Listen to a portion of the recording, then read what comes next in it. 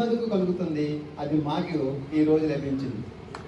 మనస్ఫూర్తిగా నా యొక్క ఉద్యోగ జీవితంలో అనేక మంది శిష్యులు పొందనే ఒక గర్వం మాత్రం నాకు ఉంటారు.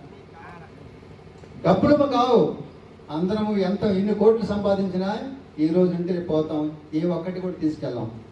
అలెగ్జాండర్ కూడా ప్రపంచాన్ని జయించాడు, ఉట్టి చేతులతో తన యొక్క సమాధి కట్టమని చెప్పాడు. అంటే నేనేమి తీసుకుపోలేదు, ప్రపంచాన్ని జయించినా సరే అని మనకొక తాత్విక చింతన కలగజేయాలని, మనము ఏమి చేయాలో అది గుర్తుకు వచ్చే విధముగా ప్రపంచానికి తెలియజేసిన అటువంటి మహాపురుషుడు. కాబట్టి మనం దేనికి ప్రాధాన్యత ఇవ్వాలి, ఎందుకు ఇవ్వాలి అనే విషయాన్ని మనం గుర్తుగా చేసుకొని, ముఖ్యంగా అపూర్వ కలయిక అది మాకే కాదు మీకు కూడా.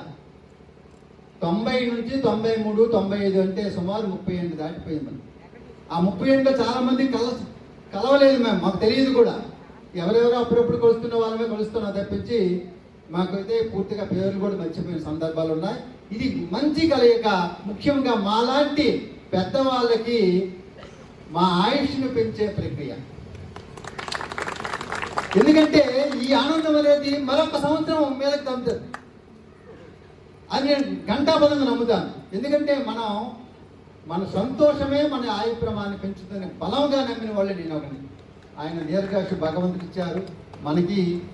ఆయన మనవలు ఏదు మనకి వైఎస్ఆర్ గారు ఆ అనుభవంతో ఇక్కడ నేను వచ్చిన 90లో వచ్చిన తర్వాత చాలా చిన్నవాడిని తెలుసుకు, మీకు 25 years దాటి ఆయన శిక్షణలోనే అనేక మంచి విషయాలని నేర్చుకున్నాం. ఏది చేయాలి, ఏది చేయకూడదు అనేది వివరంగా తెలుసుకోవడం జరిగి నా ఉద్యోగ జీవితంలో ఎంతగా పనికొచ్చేవి. ఈ సందర్భంగా గురు శిష్యుల బంధం ఎట్లా ఉంటే బాగుంటుంది, ఎలా ఉంటే బాగుంటుంది, ఎలాగ లేకపోతే బాగుంటుంది, చిన్న రూపంలో ఒక గురువు తాలూకా అభిప్రాయాన్ని ఎట్లా ఉంటుందో చిన్న, ఎలాగ మీకు తెలుసు, పెట్టకథలు చెప్పే కొన్ని వెళ్ళనండి. ఏమండి, పెట్టకథలు తప్పుకొని వెళ్ళను, ముట్టిగా అంటే దెబ్బలు కాకుండా వెళ్ళాలి. ముఖ్యంగా నాకు ఎక్కువ శిష్యులు అప్పుడు ఎక్కువగా విలనగా భావిస్తారు. ఇప్పుడంటే నాకు తెలుసు అప్పుడు ఎలా ఉండాలి అందరూ తెలుసు. అయినా ఓకే. అయితే ఒక పెద్ద ఆయనేమో రిటైర్ అయిన తర్వాత, గురువు గారు రిటైర్ అయ్యారు. కోట అంటుంది, ఏమండి మీ నాన్న యొక్క డబ్బులు వాటిని భరించలేకపోతున్నాను, అతను ఉండాలా నేను ఉండాలని అన్నది కొడుకుతో.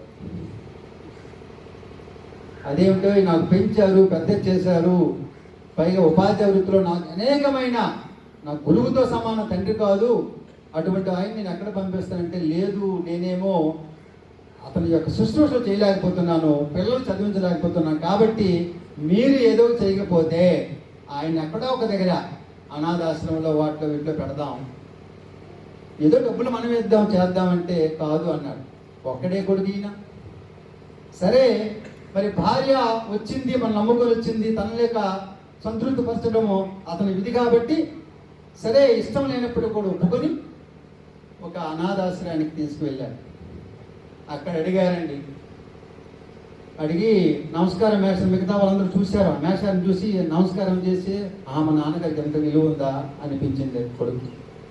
తర్వాత మేషారు, మీరు ఒకప్పుడు ఒక అనాథాశ్రమంలో పనిచేశాను, అప్పుడు వచ్చారు, ఒక అబ్బాయిని దత్తత తీసుకున్నారు అంటే, నాయన ఆ మాట అనుకో అని చెప్పి గట్టిగా అన్నాను.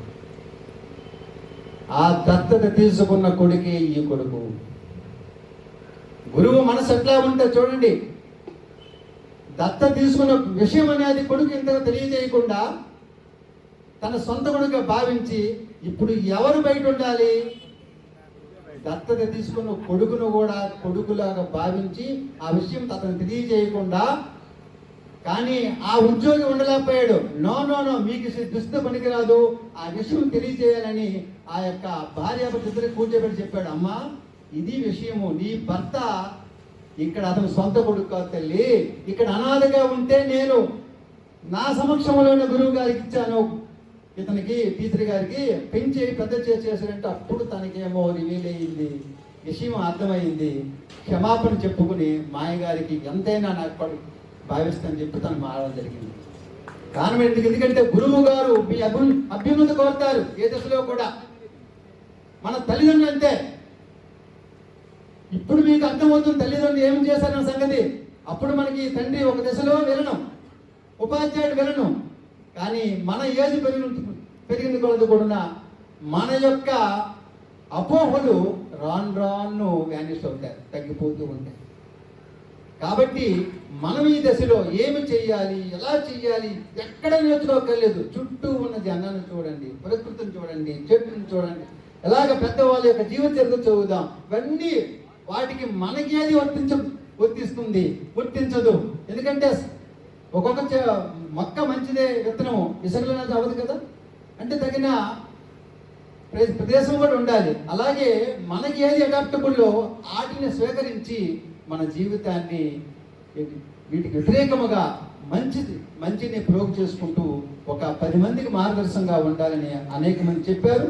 అది మనం చేస్తే తప్పనిసరిగా మంచి పేరు సంపాదిస్తాం. సరే, మంచి పేరు లేకపోయినా కనీసం చెడ్డవారనే భావన కూడా సమాధానం ఉండదు. అంతవరకు వచ్చింది చెప్పగలరు.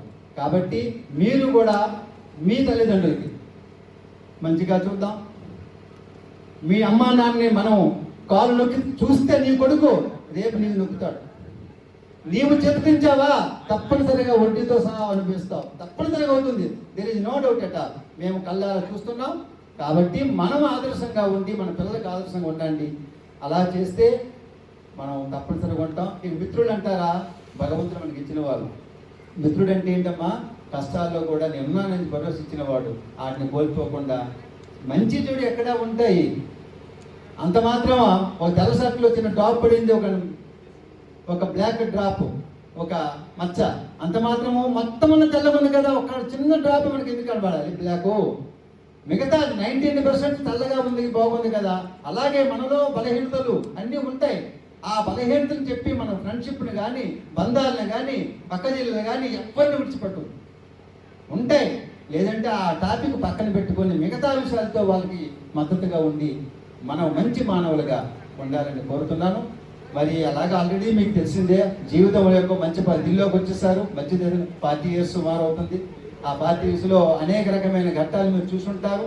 దాన్ని మనకి ఏది అవసరము, ఏది అవసరము కాదో తెలుసుకొని, అలాగే మీ బిడ్డల్ని బాగా చదివించుకొని చేసుకొని అలాగే మంచి తల్లిదండ్రులు కావాలని మనస వాచ కర్మన కోరుతూ, ఎంతో చెప్పాలని ఉంది, అయినా చెప్పడానికి ఈరోజు ఉండదు. సరే, మరొక చివరిగా ఒక చిన్న కథ చెప్తూ ముందుకు తీసుకురాను. టీచర్ అంటే చెప్పాలి, మరి ఎప్పుడు చెప్తాం మరి.